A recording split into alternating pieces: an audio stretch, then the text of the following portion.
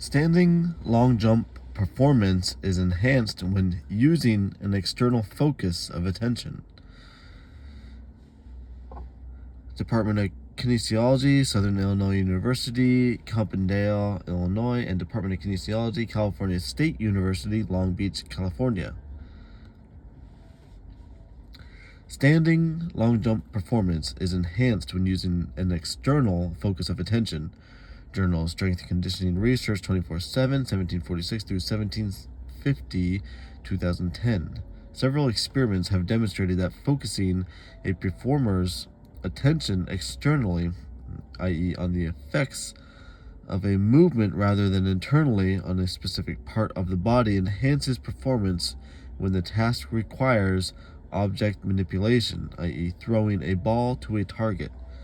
The purpose of this experiment was to investigate if whole body movements, standing long jump, without object manipulation are influenced by an internal or external focus of attention. After participants, 120, completed a short warm-up, they were assigned to either an internal, INT, or external, EXT, focus attention group. All participants completed 5 standing long jumps separated by a 2-minute seated rest. Before each jump, participants in the INT condition were read the following instructions. Quote, "When you are attempting to jump as far as possible, I want you to focus your attention on extending your knees as rapidly as possible."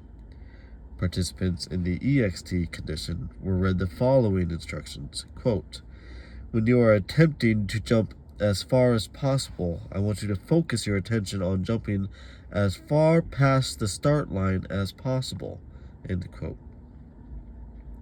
An independent sample t-test revealed a significant difference, 0.003, in the average distance jump between the EXT 187.37 plus or minus 42.66 centimeters group and the INT group 177 plus or minus 40.97 centimeters. The results suggested that providing instructions that focus attention externally enhances standing long jump performance compared with instructions that focus attention internally. This finding is valuable for strength and conditioning professionals that use jumping tests to evaluate performances. Over the years, the standing long jump test has been adopted by a variety of sports and organizations, both professional and amateur, to evaluate and predict athletic success. Although physical training regimens have been researched and debated, what has not been considered is the influence of verbal instruction on standing long jump performance. Although strength and conditioning professionals continually seek out new techniques and strategies to develop and test athlete performance, it is critical for coaches to identify the differential effects that various types of verbal instructions have on a standing jump performance. Through the use of verbal instructions, practitioners deliver critical information that ideally contributes to skill development through the creation of efficient movement patterns. The area of motor learning research that has received a considerable amount of investigation is the use of verbal instructions to induce an internal or external focus of attention. An internal focus is characterized by the focusing one's attention on their own body during the movement. This is in contrast to external focus, which directs attention to features in the environment or movement effects. For example, when a coach is teaching an athlete jumping mechanics, the coach may instruct the athlete to focus on achieving full limb extension during the jump, i.e., internal focus of attention, or instruct the athlete to focus on jumping to a specific spot in front of them, i.e., external focus of attention. In a recent study by Porter et al., it was reported that experienced track and field coaches provided instructions and feedback during practice and competition that caused their athletes to use an internal focus of attention. This is a noteworthy observation because many experiments have investigated instructional manipulations promoting an internal versus external focus in a variety of sports settings. The findings are rather robust in that the directions that foster an external focus of attention elicit better performances than instructions that induce an internal focus of attention. Although this benefit in performance has been consistent in the literature, a vast majority of the research has used skills that require the manipulation of an object to achieve the action goal. For example, it has been demonstrated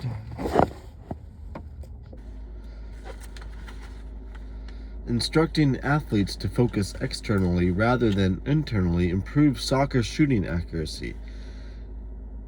Volleyball serve placement, experiment 1, basketball shooting accuracy 1, and golf shot accuracy. However, many strength and conditioning professionals teach skills that do not require object manipulation, but require whole body movements, sprinting, jumping, agility. Moreover, these types of skills are often used to evaluate athletic performance. Considering the continued growth of empirical evidence supporting the use of external focus of attention, it is interesting to note that many popular testing manuals and textbooks do not address the use of this method to improve athletic performance. With these considerations in mind, understanding how to more effectively use verbal instructions to manipulate focus and attention should be of great concern for practitioners, because it may have a direct effect on an athlete's motor performance. There is some evidence that the performance of complex whole body movements can be improved by using an external force of attention. In a recent experiment by Wolf et al., participants practiced a vertical jump using Vertec, trademark, instrument. Participants performed multiple vertical jumps following 3 different sets of instructions: control, internal focus, and external focus. For the control condition, no attention focus directions were given. For the internal condition, participants were instructed to reach the fingertips as high as possible during the jump, whereas the external instructions told participants to reach as high as possible while focusing on the rungs of the Vertec trademark. Results show that participants jumped significantly higher when using an external attention focus compared with the internal attention focus and control conditions. This experiment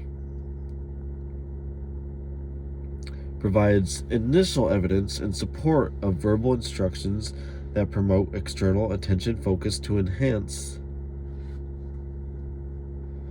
athletic performance for tasks requiring maximum effort and a whole body movement.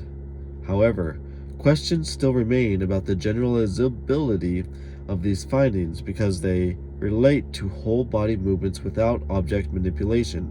One consideration that has not been established is whether or not the benefits of an external attention focus are observed when the task requires a whole body movement in the horizontal plane, as in the standing long jump. The standing long jump is commonly used by practitioners to measure and evaluate athletic performance. If a simple manipulation of verbal instructions can lead to enhanced jumping ability, then it is of great importance for practitioners to understand how to deliver instructions so they can enhance the athlete's performance in addition to providing accurate and reliable testing environments. The benefits of an external focus have been observed in a variety of tasks requiring object manipulation. It seems plausible that focusing attention externally would also lead to enhanced standing long jump performance when compared with instructions that focus attention internally. Thus, the purpose of this experiment was to examine this prediction. It was hypothesized that these subjects were instructed to force externally on the effects of their movement would jump further than subjects who were instructed to focus internally on a specific body part. Methods. Experimental approach to the problem. In the present study,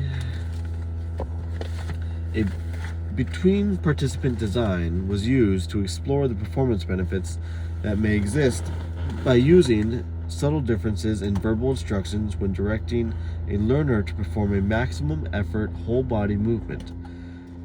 Practitioners commonly use performance outcome measures to evaluate individuals. Therefore, we decided to use jumping distance as the dependent measure in the current study.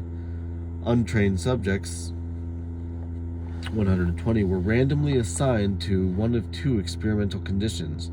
After a 5-minute warm-up, all subjects completed a total of 5 standing long jumps, following instructions that were designed to induce an internal or external focus of attention.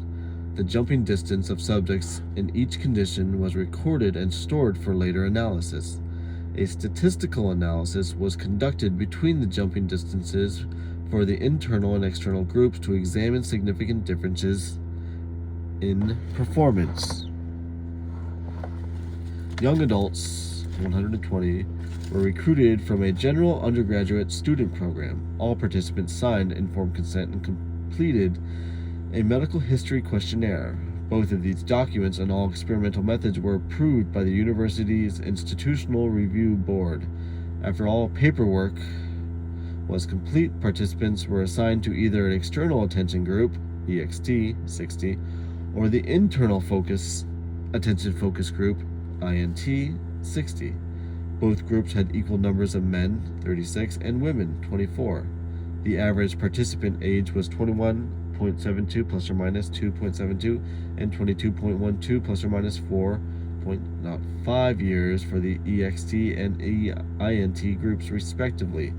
The average participant height was 173.44 plus or minus 13.82 and 173.99 plus or minus 11.64 centimeters for the EXT and INT groups respectively. The average participant weight was 77.89 plus or minus 15.83 and 78.46 plus or minus 13.59 kilograms for the EXT and INT groups respectively. Upon recruitment for the study, participants were asked to wear athletic clothing and shoes to perform long jump experiment. Experimental subjects were considered moderately skilled jumpers because this is a motor program and has existed in their repertoire of movements for most of their life. All subjects were screened to make sure they had not received formal jump training. If subjects had received formal jump training, they were excluded from the participant pool. The standing long jump was not considered a novel skill. However, the subjects used in the current study did not have specific training in the standing long jump. Procedures. Before data collection, participants completed a 5-minute warm-up on a recumbent stationary exercise bike. At no time during the course of the study were subjects instructed or allowed to perform static stretching. The 5-minute warm-up was followed by a 2-minute seated rest. During the first rest period, each participant was read the following instructions. Today you will be completing a total of 5 standing long jumps starting behind a designated starting line. Each jump will be followed by a seated 2-minute rest. Prior to each of the 5 trials, I will read you an additional set of simple instructions. Once the rest period expired, the participant was instructed to stand behind the standing line, but as close to it as possible to prepare for the upcoming jump. Once the participant was behind the starting line and ready to jump, the proper attentional focus during the trial. Participants in the INT group received the instructions. When you are attempting to jump as far as possible, I want you to focus your attention on extending your knees as rapidly as possible. Participants in the EXT group received the instructions. When you are attempting to jump as far as possible, I want you to focus your attention on jumping as far past the start line as possible. Participants were read the appropriate set of instructions before each jump and then allowed to jump when ready. Jump distance was recorded into a computer immediately upon landing. A 2-minute seated rest followed each jump. All participants completed a total of 5 standing long jumps. Apparatus and task. Testing took place in a controlled research laboratory. Thus, we were able to keep the environmental conditions similar across all subjects. A large black rubber composite floor mat, 4.57 meters in length and 0.61 meters in width, was used to assess the maximum distance jumped from a starting line clearly marked at one end of the mat, figure 1. Measurement lines in 0.5-inch increments were printed and numbered on the rubber mat in bold white. These incremental lines continued out to 144 inches. Data were originally collected in inches and later converted to centimeters for analysis. Measurements were taken immediately when the participant landed after each of the 5 jumps. Measurements were taken back from the back of the heel that was nearest to the start line.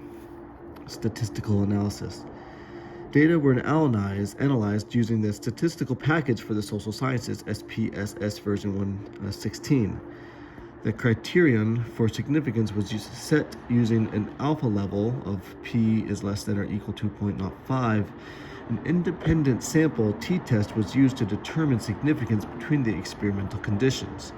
The reliability of the dependent variable was determined by calculating interclass correlation coefficients reliabilities, ICCRs. Cohen's effect size, ES statisticals, Cohen's D, were calculated to determine the magnitude of observed significant performance differences. Each size were based on the criteria of D is less than 0.3, small d equals 0.31 through 0.7 moderate, and d greater than 0.71 large. Results. An independent sample t-test revealed a significant difference. P is 0.03, ES equals 0.12 in the distance jump between the EXT 187.37 plus or minus 42.66 centimeters, SEM equals 2.46 group, and the INT group 177.33 plus or minus 40.97 centimeters, SEM equals 2.37. The lower and upper limits of the 95% confidence interval of the differences were 3.32 and 16.74 respectively. The average jumping distance for each group is displayed in Figure 2. These results show that subjects in the EXT group jumped significantly further than participants in the INT group.